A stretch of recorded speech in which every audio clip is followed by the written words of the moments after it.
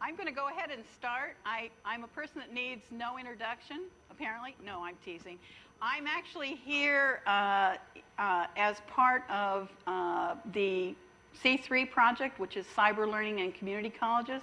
This project was kicked off in 2009, and at this point, we've got 4 years of experiences, including 12 faculty workshops, and we're delighted to be invited to share some of the things that we've learned. The project principal investigator is Sam Donovan at University of Pittsburgh, and I'm mentioning him because he's not here. And I would like you to note that I have included a picture of myself. I am in Japan. I am wielding a samurai sword. Someone has handed me a new tool. I'm really not sure what to do with it, but I'm making it look awfully good for my 10-year-old grandson who loves samurai culture. Anyway, that's pretty much the way cyber learning is. We've been handed a whole suite of tools, and that suite of tools has brought with it a culture that many of us, especially faculty that are my age, have little acquaintance with. We come from the time when you punched key cards, and we moved up from there. I am going to describe a little bit about the project. In 2009, there was a massive publication called Fostering Learning in the Networked World. And this was the first time that the word cyber learning appeared in print with a definition, at least by the National Science Foundation. So those of us who were teaching in the sciences could begin to grasp what the real challenge was. I know that this is a very simplistic definition of cyber learning, but I will tell you this. You talk to anybody that is in communication, they will tell you that the medium is often the message. When we mediate what we are doing in such a profound way, what we can expect is that our message, our delivery, our interaction with that student is really going to change. We found ourselves facing 21st century learners on some unequal footing. By we, I mean faculty that we're teaching. Our students, if you look at the typical 6th grader right now, our students are born with being electronically connected to the globe. They think nothing of it. It is something that they use 100 times a day. If you happen to know a 12-year-old girl who isn't sending 100 text messages a day, that's probably because they sit in some quadrant of the population that is exceptional on some other planet. Well, maybe there's a whole group of them that don't have access, but nonetheless, we can expect that many of our students are going to be initiated into cyber learning well before they ever get their hands on a computer or an iPad. They're going to come in the door. They are learning in a very different way. They are learning as adult learners learn. Adults want to know an answer when they have the question. They want to know something when they're getting ready to use it. And that is how our students are beginning to think about the way they learn. We who are teaching an agenda which is meant to prepare them for when they encounter a problem are having difficulty because our students only want that information when they're having that particular issue happen to them.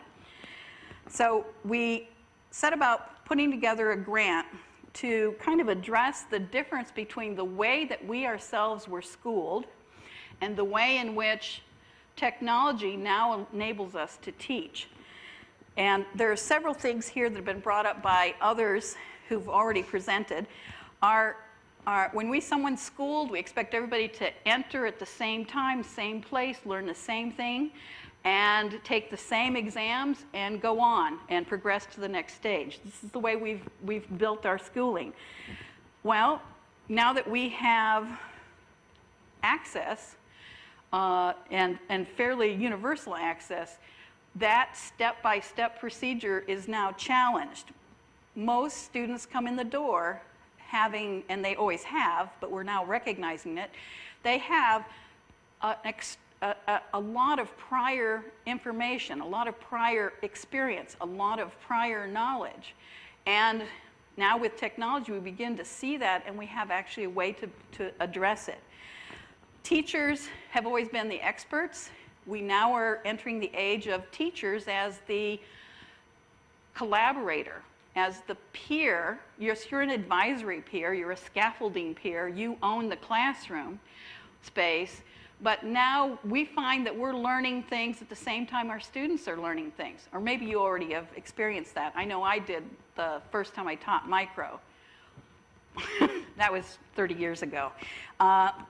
Students are used to having a very standard set of assessments. What we're finding now is that for many courses, we can adjust that assessment so that it incorporates many of the strengths of our students, many of the skills that we haven't been able to address before, such as being able to understand what a good argument is in a science class, locate data and convince somebody else that this data is worth looking at. We've always talked about what students have to know before they can do something real. Like I learned all the classification for the plant kingdom, right, May? Yeah. May didn't like that part, but I had to do it, and I had it in my head, and that meant when I went out in the field, somehow the wild world of plants is going to make more sense to me because I have that big structure. And it is helpful, but that structure changed over time, and I changed with it, I hope. We talk about coverage in our classrooms. Well, in science, we don't cover. If science was a centerfold, that's what we would be. We would be a centerfold. We can't begin to cover the topic. And so we pick some strategic things to take care of. And the other thing is that people came to our classrooms thinking that they were going to be handed information that they copied down, they took good notes, they memorized, they used on exams, and they hoped that it would stick with them. Today, we are making the bulk of what our students do in the classroom experiential. They learn best by doing, we learn best by doing. Can't do everything, so we now have a challenge there as well. The project was set up to be a series of professional development workshops for faculty at community colleges because they wanted to begin to take advantage of all of the networked resources, all the online tools, all of the access to history, to global data, to scientific papers that they hadn't had in the past. Most faculty at community colleges do not begin to receive the kind of assistance that they need to manage their classrooms in terms of current information and having access to top-line equipment and that kind of thing. So this was an endeavor meant to engage that faculty and actually improve their circumstances and thereby improving the circumstances of their students. Community colleges are pivotal, and I'm so pleased that it was brought up in the last presentation. Community colleges are where, I'm a biologist, 60% of the kids who take a biology class in college do so at a community college. 60%. So you're doing the bulk of the work, okay? And so we should be focused. Anybody that's in curriculum development, in faculty development, has got to be interested in the folks that are teaching the most diverse population of students that we have in the U.S. The students who are non-traditional, their ages are different, first-time students, students of color, students who are in economic sectors that are divided by very wide margins, students that have been enmeshed in cultures which may not actually have provided the kind of access to learning that traditionally had gone on in the classroom. This is an important subset of folks. And here at Jackson State University, apparently this is a group of students that are going to come in and join your population. So this all makes really good sense. Our goals here were, we wanted, first of all, to have the faculty begin to learn from their peers, because it turns out that's the way adults learn best, through peer learning. So we tried to connect them with organizations. And we also tried to connect them with resource partners, digital library partners. And so all of these things, including NSDL that was mentioned by Bob Panoff earlier, were made available. We tried to integrate a whole series of things: media literacy, disciplinary literacy, teaching and learning processes needed to be more visible, leveraging what they had at the moment and then adding to it, and talking about the student-centered environment. Kinds of skills that the faculty learned were finding resources, making sense of what copyright issues were, using online interactive materials, encouraging students to go online, social networking, adding Facebook to your class, adding Twitter to your class, adding blogging to your class, getting more out of student presentations by capturing them and allowing them to be available, finding and evaluating more scientific information online. What makes it scientific? What could interfere with that? And taking advantage of all of the existing social networks. About 3 years into the grant, we got a little ray of hope from the folks that were doing Vision and Change about the nature of science in policy. And one of the things that we found was that students had to be competent with communication and collaboration, as well as have a certain level of quantitative competency and the basic ability to interpret data. Finally, science students were considered students that had to communicate, had to actually do the same things that the folks in liberal arts have been telling us that they need to do. I have a lot of examples. I'm going to just run right through them. We helped folks find and evaluate, this is a little evaluation sheet, the information from animations. So you'd have 3 different animations. You ask your students to compare and contrast them, see what worked, what didn't work. We taught them how to collect data from images using ImageJ tool. Lots of images out there, and visualization turns out to be a key piece in any scientific endeavor.